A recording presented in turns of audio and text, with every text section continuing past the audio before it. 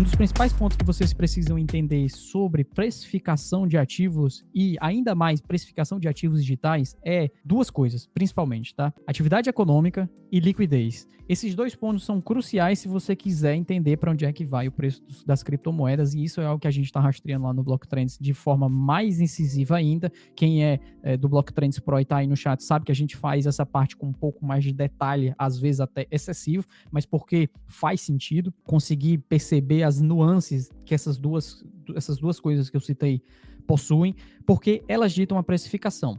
Então, no que diz respeito à liquidez, eu não vou abordar essa parte, porque está lá no Pro, mas em relação à parte da atividade econômica, nós tivemos algumas evoluções, inclusive hoje, principalmente, com alguns dados relacionados a pedidos de iniciais de desemprego e também a cortes de empregos lá nos Estados Unidos, tá? O primeiro ponto que eu queria citar aqui é justamente sobre corte de emprego, que foi um dado que saiu agora pela manhã, e mostra cortes de 172 mil vagas de trabalho lá nos Estados Unidos, agora em fevereiro. Esse é um número extremamente importante e alarmante, porque ele revela algumas questões relacionadas não só ao próprio nível de atividade econômica lá nos Estados Unidos, mas também à atividade da Doge, tá? Que é o órgão lá do Elon Musk, que tem como objetivo aumentar o nível de eficiência governamental, e um dos pontos principais que eles pretendem agora é reduzir o nível de déficit fiscal que está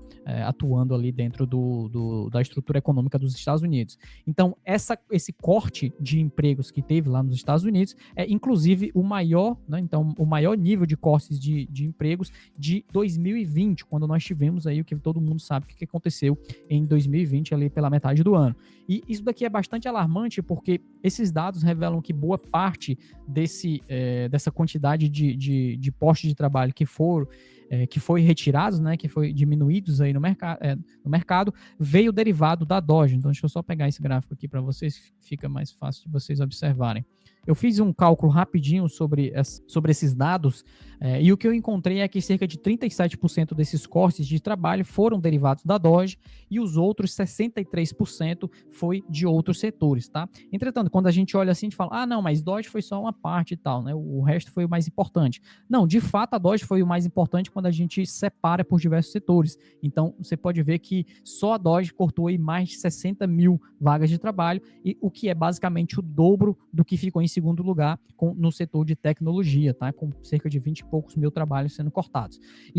Isso mostra que, de fato, a parte que é da própria administração Trump está forçando boa parte do que é o mercado de trabalho. Agora que entra uma grande questão que é bem complexa de se entender, é por que a própria administração Trump teria interesse em cortar postos de trabalho e punir o mercado de trabalho assim no curto prazo. Um dos principais pontos é justamente para tentar forçar o corte de juros lá nos Estados Unidos, e esse é um dos pontos principais que eu tenho um relatório que saiu agora ontem, lá no Blocktrends Pro, e que vem causado esse pico de volatilidade que nós estamos vendo no mercado, principalmente com queda no rendimento dos juros lá de 10 anos, e esse foi um gráfico que eu trouxe, porque isso impacta diretamente na precificação de mercado de curto prazo, e isso é algo que a gente precisa estar prestando atenção, por conta, principalmente aqui, desses 7 trilhões, deixa eu dar um zoom aqui, desses 7 trilhões de dívida pública que vai ser refinanciada agora em 2025, tá?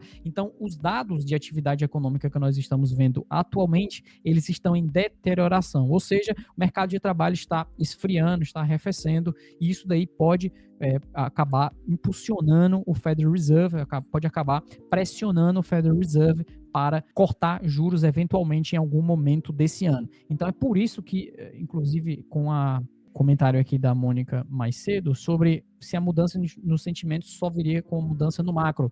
Esse é o tipo de mudança que deverá impactar mais propriamente na parte de precificação, porque ela vai editar principalmente ali o corte de juros que pode vir a acontecer lá nos Estados Unidos em algum momento. Então, esse combate que o Federal Reserve está tendo em relação à administração Trump e aquilo que pode estar sendo impactado na parte de tarifas comerciais de comércio internacional e principalmente nos postos de trabalho, é aquilo que vai ditar em termos de precificação. Inclusive, Outro ponto extremamente importante é justamente o PIB lá dos Estados Unidos em queda, né? Então, nós tivemos a última leitura no terceiro trimestre, no terceiro e no quarto trimestre já em queda. No terceiro trimestre bateu 3,1, no quarto trimestre bateu 2,3, e a expectativa agora para esse trimestre é aquilo que realmente está impactando diretamente no mercado nesse curto prazo, que é o que tem gerado uma alta volatilidade, principalmente também no mercado global de ações, etc., é essa expectativa aqui do GDP Now de uma queda de 2,8 no PIB dos Estados Unidos nesse primeiro trimestre de 2025. Boa parte disso daqui é relacionado, obviamente, às tarifas comerciais. Então, nós estamos tendo uma desaceleração já meio que proposital. Então, se aumenta tarifas, os importadores reduzem esse nível de atividade justamente por conta que fica mais caro, né, e eles já estão antecipando isso daí. E essa queda no PIB agora no primeiro trimestre de 2025 pode indicar uma desaceleração econômica mais intensa lá nos Estados Unidos. E é justamente sobre isso que nós estamos falando aqui nesse relatório, porque isso eventualmente pode forçar esse dado aqui, né, que é pedidos iniciais de subsídio de desemprego, que saiu agora nessa manhã, mas ainda não saíram tão intenso ainda, né? Não teve uma subida tão grande por enquanto, tá? Mas já está numa tendência de crescimento superior a do que seria os últimos anos. Então, vocês olharem aqui 2025 em vermelho, vocês podem ver que ela está um pouquinho acima do que foi esse mesmo período em anos anteriores, sinalizando que a gente pode eventualmente ter uma subida nos pedidos iniciais de desemprego. Então, a situação econômica lá nos Estados Unidos, ela está bem mais relacionada a ter um nível de atividade, né, de atividade econômica em queda, com um possível aumento do desemprego, e é justamente esse o principal ponto que poderá nortear as próximas decisões de juros lá nos Estados Unidos. E, obviamente, quando a gente fala em decisões de juros lá nos Estados Unidos, nós estamos falando do que poderá ser de mudança em termos de liquidez no mercado. E essa mudança de liquidez é aquilo que vai impactar diretamente preço do Bitcoin, vai impactar diretamente preço de ativos aí, de ativos digitais no geral. Qual é a grande perspectiva de conseguir compreender todo esse cenário, né? Qual é o grande desafio? O grande desafio é acertar o timing. Essa é a parte mais difícil. Confesso que quase todas as pessoas que eu vi tentando prever timing das coisas acontecerem sempre deu errado, né? Então, é mais difícil você prever o período onde as coisas vão acontecer do que você prever o que você vai fazer quando essas coisas acontecerem. E é basicamente esse o framework que a gente utiliza aqui no Block Trends Pro, é de entender como reagir em determinado tipo de estrutura de mercado, e não quando é que essa estrutura de mercado vai mudar, e aí lá quando eu souber quando ela vai mudar, eu faço aquilo que eu tinha pensado anteriormente. O ideal é montar o framework antes do que se posicionar depois. Por que eu estou falando isso? Porque nós poderemos ainda enfrentar dificuldades no curto prazo, tá?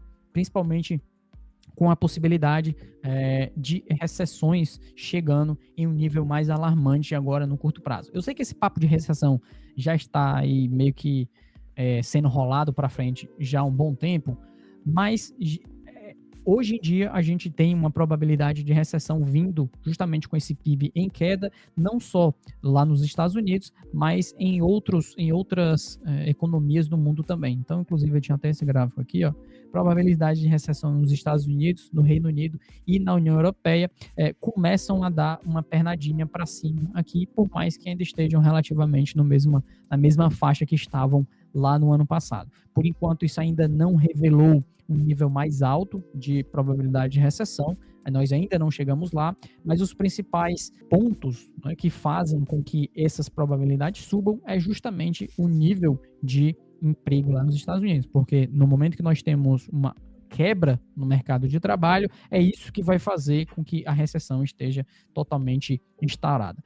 Cauê, como é que o Federal Reserve faria aí para evitar essa recessão?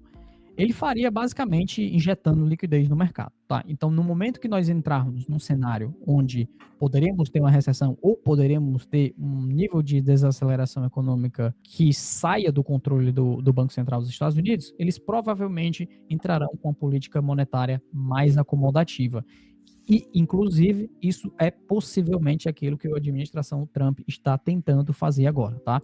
Então, por que que o Trump iria pressionar justamente o Federal Reserve para cortar juros e injetar liquidez? Justamente por conta daquela questão da dívida pública que eu falei que vai estar sendo refinanciada e porque isso daí pune o mercado no curto prazo, mas no longo prazo isso acaba favorecendo ativos. Então, isso aumenta o preço dos ativos e o efeito riqueza gerado por esse tipo de movimento acaba sendo bem mais intenso, tá? Então, no curto prazo acaba sendo prejudicial, mas no longo prazo acaba sendo positivo em termos de efeito riqueza.